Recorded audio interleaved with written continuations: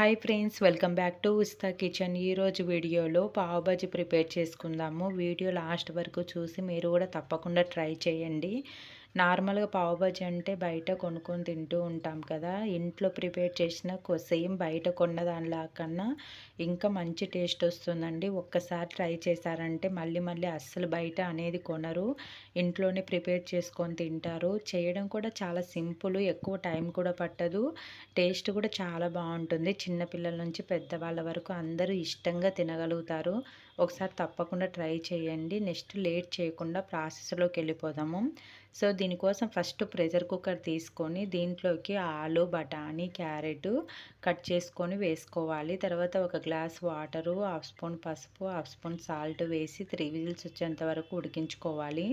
Next 3 whistles వచ్చిన తర్వాత ఒకసారి ఓపెన్ చేసి చూసి ఇలా స్మాషర్తో కానీ స్పూన్తో కానీ మెత్తగా స్మాష్ అయ్యే విధంగా స్మాష్ చేసుకోవాలి. పలుకు అనేది లేకుండా ఉండాలి. నెక్స్ట్ కడాయిలో 1 స్పూన్ బటర్ కానీ గీ కానీ వేసుకొని చిన్నగా కట్ చేసుకున్న ఆనియన్స్, పచ్చిమిర్చి, జీరా వేసి ఫ్రై చేసుకోవాలి.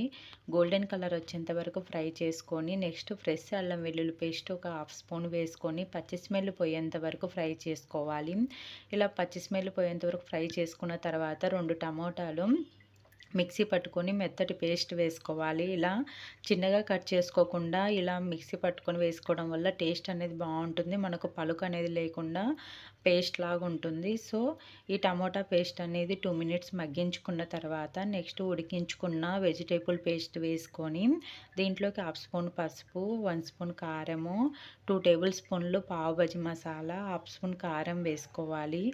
దీంట్లో వేసిన పావు బజీ మసాలా అనేది నేను ఇంట్లో ప్రిపేర్ చేసినదే అండి. మీకు ఈ మసాలా రెసిపీ కావాలంటే కామెంట్ చేయండి.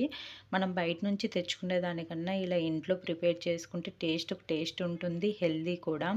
సో ఇలా మొత్తం అంతా కలిసే విధంగా ఒక్కొక్కసారి బాగా కలుపుకోవాలి.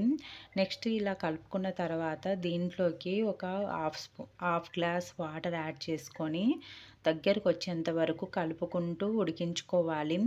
మనకు లేకుంటే మాడిపోతుందండి. మధ్య మధ్యలో కలుపుకుంటూ లో ఫ్లేమ్లో మగ్గించుకోవాలి. మనకి ఇలా కొంచెం కన్సిస్టెన్సీ అనేది ఈ విధంగా వచ్చిన తర్వాత ఫైనల్గా కొత్తిమీర వేసుకొని దగ్గరకు వచ్చేంత వరకు 2 మినిట్స్ మగ్గించుకోవాలి. మనకి ఈ టైంలో ఇలా వాటర్ లాగా ఉన్న కూడా కొద్దిగా చల్లారిన తర్వాత మీకు థిక్నెస్ అనేది పెరుగుతుంది, ఇంకొంచెం థిక్గా అవుతుంది మనకు చల్లారిన తర్వాత. సో ఇలా అయినాక తీసి పక్కన పెట్టుకుందాము. నెక్స్ట్ పావ్ బజీకి మనకు బ్రెడ్ అనేది సపరేట్గా ఉంటుంది, మన నార్మల్ బ్రెడ్ కన్నా ఈ విధంగా ఉంటుందన్నమాట. ఈ బ్రెడ్ని 2 పీసెస్ లాగా ఇలా కట్ చేసుకొని తీసి పెట్టుకుందాము. నెక్స్ట్ ప్యాన్ పెట్టుకొని ఈ ప్యాన్లో 1 స్పూన్ బటర్ కానీ నెయ్యి కానీ వేసుకోండి. మీ దగ్గర బటర్ అవైలబుల్ ఉంటే బటరే వేసుకోండి. నేను ఇక్కడైతే 1 స్పూన్ గీ వేసాను.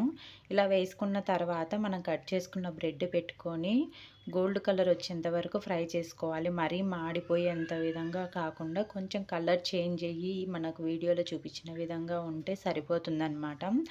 ఇలా నెయ్యిలో కానీ బటర్లో కానీ ఫ్రై చేసుకొని పావు బజీలో కర్రీ తీసుకొని తింటూ ఉంటే టేస్ట్ అయితే చాలా బాగుంటుంది. మీ ఇంట్లో ఒక్కసారి ట్రై చేశారంటే అందరికీ నచ్చుతుందండి. తప్పకుండా ట్రై చేయండి. ట్రై చేసి రెసిపీ ఎలా వచ్చిందనేది కామెంట్ రూపంలో తెలియచేయండి. మీకు ఈ వీడియో నచ్చినట్టయితే లైక్ చేసి ఇలాంటి మంచి మంచి వీడియోల కోసం మన ఉచిత కిచెన్ ఛానల్ని సబ్స్క్రైబ్ చేసుకొని పక్కనున్న బెల్ ఐకాన్ని క్లిక్ చేసి ఆల్ మీద నొక్కండి. Thank you for watching friends.